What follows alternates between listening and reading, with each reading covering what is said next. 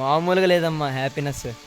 భైరవకోనలోని ఎంత అందంగా ఉంటుందని అస్సలు అనుకోలేదు. వర్షాకాలం వస్తే, వర్షాకాలం లేదా చలికాలం మధ్యలో, వర్షాకాలం ఆగిన తర్వాత చలికాలం స్టార్ట్ అయ్యే ఎంట్రన్స్లో కానీ వస్తాయి మరి ఇక్కడికి అస్సలు వదిలిపెట్టరు. అంత బాగుంది ఇక్కడ భైరవకోనలో. టెంపుల్ దాటుకుని ఎదరికి వస్తే వాటర్ ఫాల్స్ ఉంటుంది. ఓకే, మీరు చూడొచ్చు అలా బ్యాక్ సైడ్ చూపిస్తాను ఫుల్గా. ఇక్కడి నుంచి చూద్దాం నెక్స్ట్ ఎక్కడికి వెళ్ళాలనేది టెంపుల్ పూర్తయ్యాక.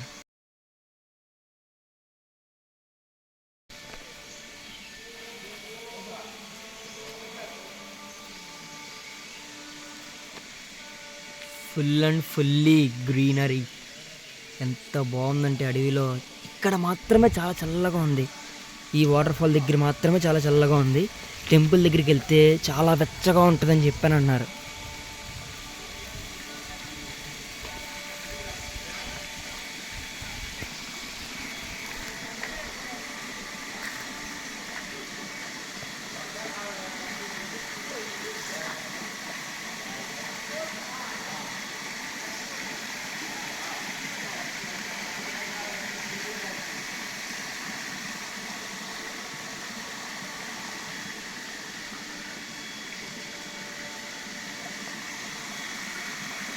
ఆ వాటర్ కొండల నుంచి వచ్చిన వాటరు డైరెక్ట్గా ఇలాగా ఇక్కడ పడుతూ ఉంటుంది.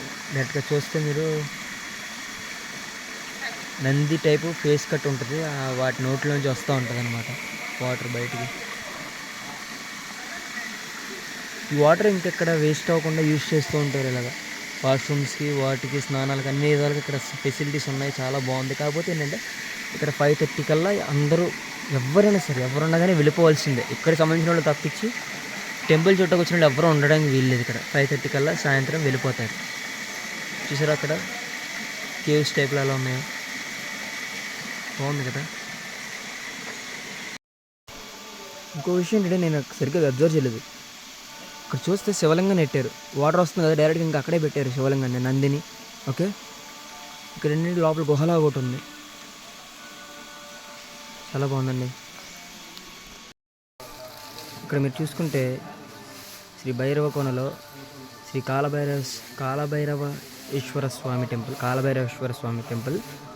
తర్వాత ఇక్కడ ఈ కేవ్స్ నేను అప్పట్లో 6th సెంచరీలో 6వ శతాబ్దంలో శిల్పకళ ఇలాగ చెక్కడం అనేది చాలా గ్రేటు.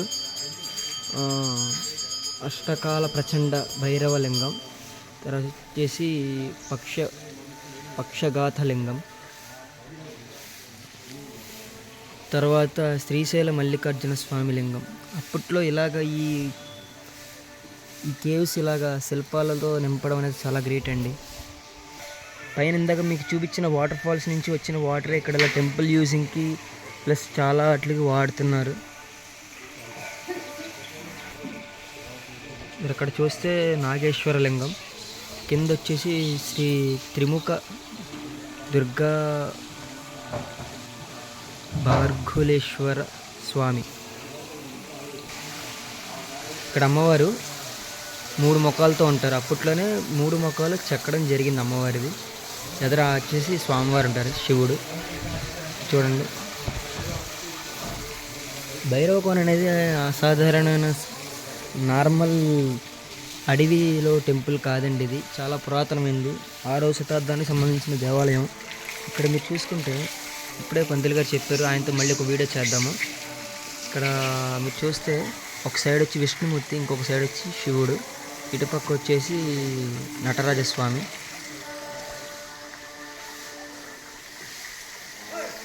ఇవన్నీ మిగతా శివాలయాలు.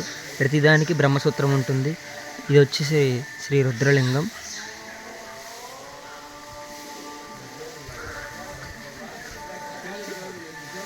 ఇక్కడ నుంచి ఇదే మెయిన్ టెంపుల్ ఈ కేవ్కి మొత్తం. ఇది వచ్చేసి శ్రీ శనినాగలింగం. టోటల్గా ఇదొక చూస్తే చివరి నుంచి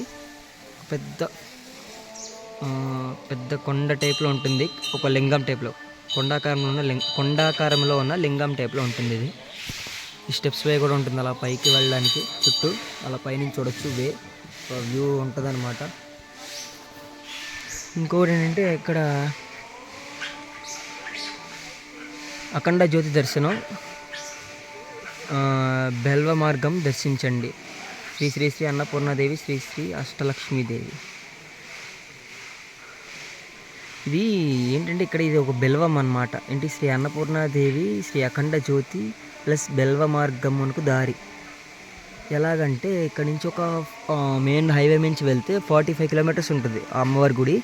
ఇక్కడ అడ్డే రోడ్లోంచి మామూలుగా మెయిన్ రోడ్లోంచి వెళ్తే ఒక 25 కిలోమీటర్స్ ఉంటుందంట. కానీ ఇలా బెలంలోంచి వెళ్తే అమ్మవారి టెంపుల్కి ఒక 35 కిలోమీటర్స్ ఉంటుందంట. వెళ్ళేటప్పుడు స్టార్టింగ్ పెద్దగానే ఉంటుంది, కానీ వెళ్ళే కొద్దీ చిన్నగా అయిపోతుంది, మనుషులు వెళ్ళలేరు. అప్పట్లో ఇలా చెక్కడం అనేది గ్రేట్ 6th సెంచరీలో అని చెప్పని అంటున్నారు.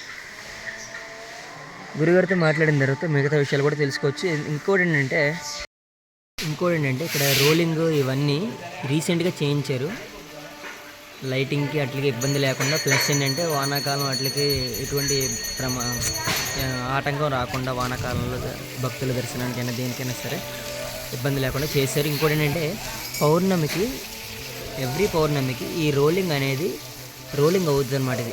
ఇది రోలింగ్ చేసేసి క్లోజ్ చేసి దీన్ని పౌర్ణమికి డైరెక్ట్గా ఈ వాటర్లోని కింద వాటర్ ఉంటుంది, మీరు చూడొచ్చు కింద ఇక్కడ ఈ వాటర్ నీట్గా ఉండడం. ఇది వచ్చేసి ఒక 8 feet కిందకి ఎక్కువగానే ఉంటుందంట. ఇంకోటి ఏంటంటే ఈ రోల్ చేసి క్లోజ్ చేసిన తర్వాత పౌర్ణమికి డైరెక్ట్గా చంద్రుడి కిరణాలు ఈ నీటిలో పడి డైరెక్ట్గా కాంతి అనేది రిఫ్లెక్ట్ అమ్మవారి మీద పడుతుందన్నమాట. పడేలాగా ఇది ఇబ్బంది లేకుండా చేశారన్నమాట. ఒకప్పుడు అప్పట్లోనే అన్నీ ఆలోచించి కట్టడం అనేది గ్రేట్ తెలుసు. ఇవన్నీ ఏంటంటే ఇది ఆర్కియలాజికల్ వాళ్ళ చేత రిక్వెస్ట్ పెట్టుకుని ఇదంతా ఒక ఇబ్బంది లేకుండా చేయించారనమాట. ఈ రన్వే భక్తులకి ఇబ్బంది లేకుండా. ఒకప్పుడు ఏంటంటే ఒక చిన్న చెక్కపాటి మందం అంత ఉండేదంట వే. ఇది ఇక్కడ భక్తులు వచ్చి చూసుకుని అలా వెళ్ళిపోయేవారంట. ఆర్కియలాజికల్ వాళ్ళతో మాట్లాడి డిపార్ట్మెంట్ వాళ్ళతో ఇంకా విస్తీర్ణంగా చేయించారనమాట. ఈ గేట్లు ఏంటి ఇవన్నీ కూడా వీళ్ళు ఇప్పుడు కొంతవరకు దేవాలయ వరకు ఇవి ఎండోన్మెంట్, నెక్స్ట్ ఏంటంటే అటవీ శాఖ వరకు ఇది కొంచెం టెంపుల్స్ పరంగా టెంపుల్ వాళ్ళ ఆధీనంలో, కొంతవరకు అటవీ శాఖ వాళ్ళ ఆధీనంలో కూడా ఉంటుంది అనమాట. ఈ టెంపుల్ చాలా డెవలప్మెంట్ అనేది చాలా గ్రేట్ అండి. ఇంకా ఏంటి విశేషాలు అనేది గురుగారిని అడుగుదాం. నేను ఇందాక చెప్పినట్టు ఈ టెంపుల్ గురించి, దీని చరిత్ర గురించి చాలా మటుకు తెలిసిన ఇద్దరున్నారు గురుగారులు. ఇక్కడ వెళ్ళిన అడుగుదాం. సార్ చెప్పండి మీరు. ఓం నమః శివాయ. నా పేరు పంచాగం రామమూర్తి. మళ్ళీ స్టార్ట్ చేయండి. నీకే డౌట్స్? మళ్ళీ స్టార్ట్ చేయండి. ఓకే, పేరు నుంచా? ఓం నమః శివాయ.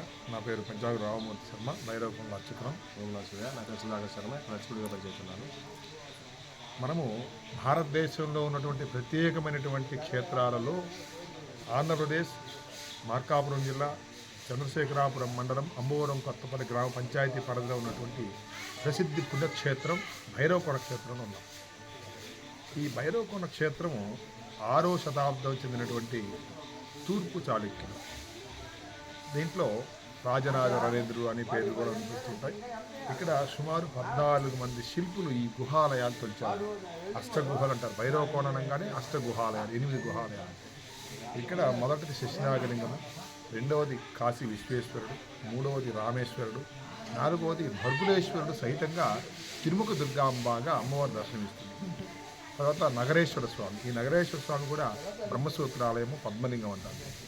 అలాగే శ్రీశైల మల్లికార్జున లింగం, అలాగే పక్షఘాతేశ్వరుడు, తర్వాత అష్టకాల ప్రచండ 8 గుహాలయాలు తోటి 100 చిన్న చిన్న శివలింగాలు. మొత్తము కూడా బ్రహ్మసూత్రంతో ఉన్నటువంటి శివలింగాలు కాబట్టి వీటికి కోటి నిధుల కంటే కోణమిన్న అనేటువంటి ప్రత్యేకత ఉంది భైరవకొండ. భైరవాది శృతేరు ముక్తి అని కూడా ఒక ప్రత్యేకత. అంటే భైరవకొండ మనసులో అనుకుంటేనే ముక్తి కలుగుతుంది అనే అంత ప్రాశస్త్యం ఉంది. ఇక్కడ ఈరోజు అంటే దాదాపు మనము 1500 సంవత్సరాలు అయినా కూడా ఈ శిల్పాలు మనకు దర్శించడానికి, అర్చించడానికి అనువుగా ఉన్నాయంటే ఇక్కడ దీనికి త్రిలింగ క్షేత్రాలు అంటే మహాబలిపురము, భైరవకోన, కర్ణాటకలో ఉన్నటువంటి బాదామి క్షేత్రం, ఈ మూడు కూడా త్రిలింగ క్షేత్రాలుగా ఆ తూర్పు చాళుక్యులకు సంబంధించినటువంటి. ఇట్లా ఏంటంటే చరిత్రలో కొన్ని చరిత్రలో కొంత ఈ దేవాలయాలన్నీ కూడా మొత్తం గుహాలయాలు. ఇక్కడ ఉన్నటువంటి ఆ శిల్పాలన్నిటిని కూడా పురావస్తు శాఖ వారి అధ్యయనం ప్రకారం ఇది 6వ శతాబ్దానికి చెందినటువంటి దీరికట్టి శ్రీశైలముని, త్రిభువనాదిత్యను, సోమేశ్వరంబు, తర్వాత వెంగంగుట్టాచార్యులు, డక్కరమి, గోవింద పోలేరు, లోకమ, సుమారు 14 మంది శిల్పులు ఉన్నారు ఇక్కడ ఆ రోజు చేసేటప్పుడు. అంటే 600 నుంచి 635 సంవత్సరాలు. ఇక్కడ ప్రతి శిల్పము కూడా శివమయం, ప్రతి శిల్పము శివమయం. అక్కడ ఉన్నటువంటి ఆ నాసిక్ కూడా అంటే సింహాల పైన ఉంటే ఆ సింహాలు ఏముంటాయి అంటే వాళ్ళకు పల్లవుల కాలంలో వాళ్ళ ఐడెంటిఫికేషన్ ధ్వజ పతాకాలకు సంబంధించినటువంటి సింహాలు ఉన్నాయి. అందువల్ల ఇది ఫలానా కాలం నాటిది పరిపాలించేటప్పుడు అని చెప్పి వాళ్ళు ఐడెంటిఫికేషన్ చేసుకుంటారు. దాని కింద నాసిక్ కూడా అంటారు. మీరు అరుణాచలం వెళితే అరుణాచలంలో మీరు గర్భగుడికి ఇలానే ఉంటుంది. మీరు గమనించండి, అరుణాచల దేవస్థానం మనం వెళుతున్నాం దరిదాపు మనం అందరం కూడా ప్రదక్షిణకి వెళ్ళినప్పుడు అరుణాచల గర్భగుడికి బయట పక్క ఉన్నటువంటి తంతెకు ఇలా ఉంటుంది. మీరు గమనించండి, మనం దరిదాపు చాలా తక్కువ కనిపిస్తాయి. అంటే ఎంత ప్రత్యేకత ఉందో చూడండి ఒకసారి. ఈ అరుణాచలంలో భారవాహకులు కానివ్వండి, నాసిక్ కూడాలు కానీ అలానే ఉంటాం మొత్తం. మేము కూడా అసలు ఆశ్చర్యపోయాం, ఏంటి అంటే వాళ్ళ మహానుభావులు ఆ శిల్పులు ఆ విధంగా చేశారు. తర్వాత కింద సింహాలు వాళ్ళందరూ భారవాహకులు, ఎందుకంటే వాళ్ళ పల్లవుల కాలంలో వాళ్ళకు సింహాలకు ఎక్కువగా ఇదిగా ఇచ్చేవారు. ఇది ప్రత్యేకత. 8 ఆలయాలు, తర్వాత బ్రహ్మ, విష్ణు, మహేశ్వరు త్రిమూర్తులు కలిసి ఉండటం ప్రత్యేకత. లక్ష్మీ, పార్వతీ, సరస్వతి త్రిమాతలు కలిసి త్రిముఖ దుర్గాంబగా అమ్మవారి దర్శనం ఇవ్వటం. తర్వాత క్షేత్రపాలకుడు, ఈ భైరవకోన అని చెప్పి రావడానికి ఈ శివలింగాలకు సంబంధం ఏమిటంటే క్షేత్రపాలకుడు కాలభైరవ స్వామి. కాలభైరవ స్వామి అయినందువల్ల ఇది భైరవకోన అని చెప్పి ప్రసిద్ధిగాంచింది. అలాగే కొన్ని వందల అడుగుల ఎత్తులో నుంచి ప్రవహించేటువంటి జలపాతం, దాన్ని సోనవాస అంటారు. ఎందుకంటే బంగారు ధారణ. ఎందుకంటే ప్రత్యేకత అంటే అంత పైన ఉన్నటువంటి ఆ అడవిలో నుంచి కొన్ని వేల లక్షల రకాల వన మూలికల యొక్క వేర్లను తాకుతూ ప్రవహించినందువల్ల దాన్ని బంగారు ధారతో సమానంగా చేస్తారు. దాంట్లో స్నానం, అంతటి పవిత్రమైనటువంటి జలముతో స్నానము శారీరకమైనటువంటి రుగ్మత తొలగిస్తే ఇంతటి ఆస్తికత ఉన్నటువంటి ఆ యొక్క దేవాలయ దర్శనము, అర్చనము మానసికమైనటువంటి రుగ్మతలు కూడా తొలగించి ఉన్నతమైనటువంటి స్థితికి చేస్తుంది. భైరవకోన క్షేత్రం కూతవేట అంటే మనకు ఒంగోలుకు కానివ్వండి, మార్కాపురం కానీ, నెల్లూరుకు కానీ, కడపకు కానివ్వండి దగ్గరగా. ఇది మనము ఈ కనిగిరి అంటే కనిగిరి శాసనసభ అంటారు దీన్ని. కనిగిరి శాసనసభ పర్యవేక్షణ అవుతుంది. ఇక్కడ వచ్చేసి దేవాలయ ధర్మాదాయ శాఖ ఆంధ్రప్రదేశ్ ప్రభుత్వం మరియు పురావస్తు శాఖ అంటే archaeology survey of India, forest department, tourist department, అన్ని రకాల డిపార్ట్మెంట్. మనం దసరా, కార్తీక మాసాలు, మహాశివరాత్రి మహోత్సవాలు అన్ని శాఖలందరూ సమన్వయంగా ఈ దేవస్థానాన్ని జరిగే కార్యక్రమాలు అన్నీ కూడా జరుగుతుంటాయి. కొన్ని వేల మంది భక్తులు దర్శనం చేసుకుంటారు. కోరినటువంటి కోరికలు తీర్చే కొంగు బంగారం భైరవకోన దుర్గాంబ, త్రిముఖ దుర్గాంబ. ఇది మనం ఈరోజు ఉన్నాం అంటే ఇక్కడ మనకు మన మిత్రుడు వీక్షణ విహారీ రాజా ఆయన కూడా సందర్శించాడు. మాకు ఆయన కూడా చెప్పాడు, మాకు మేము ఇలా ఫలానా దగ్గర నుంచి వస్తున్నానండి అంటే రండి బాబు అని చెప్పాను. ఎందుకంటే ఈ యొక్క వీడియోను కొన్ని లక్షల మంది చూస్తే దేవస్థానం ఫలానా దగ్గర ఉంది అంటే ఆ దేవస్థాన దర్శనము, వాళ్ళు వచ్చిన తర్వాత వాళ్ళకి జరిగేటువంటి మంచి అవన్నీ కూడా భగవంతుడి సంకల్పం. కాబట్టి భైరవకోనను దర్శిద్దాం. ఆ త్రిముఖ దుర్గాంబ భైరవేశ్వర స్వామి యొక్క అనుగ్రహం ఉంటాం. కార్తీక పౌర్ణమి చంద్రబింబం పడుతుంది. దానికి ప్రత్యేకత. కార్తీక పౌర్ణమి కానివ్వండి, అది ప్రత్యేకత ఉంది. మహాశివరాత్రి అద్భుతంగా జరుగుతుంది. ఇటీవల జరిగింది మహాశివరాత్రి. ఆ మహాశివరాత్రి ఏర్పాటును మా కనిగిరి గౌరవనీయ శాసనసభ్యులు శ్రీ ముక్కు ఉగ్రనరసింహారెడ్డి గారు, చైర్మన్ గారు, ఈవో గారు అందరూ కూడా ఎంత కష్టపడి ఎవరికి భక్తులకు అసౌకర్యం కలగకూడదు అనే ఉద్దేశంతో చాలా సమన్వయంగా జాగ్రత్తగా చేయడం జరిగింది. అలానే ఉంటుంది. భైరవకోన వసతి సదుపాయాలు ఉన్నాయి, దేవస్థానం తరఫున ఉన్నాయి, తర్వాత ప్రైవేట్గా ఉన్నాయి, అన్నదాన సత్రాలు ఉన్నాయి. వసతులు ఏమంటే ఏమి లేదు, అన్నీ కూడా బ్రహ్మాండంగా ఉన్నాయి. కాబట్టి భైరవకోన దర్శిద్దాం. ఆ అమ్మవారిని, స్వామివారి యొక్క కృపకు పాత్రలు. ఓం నమః శివాయ.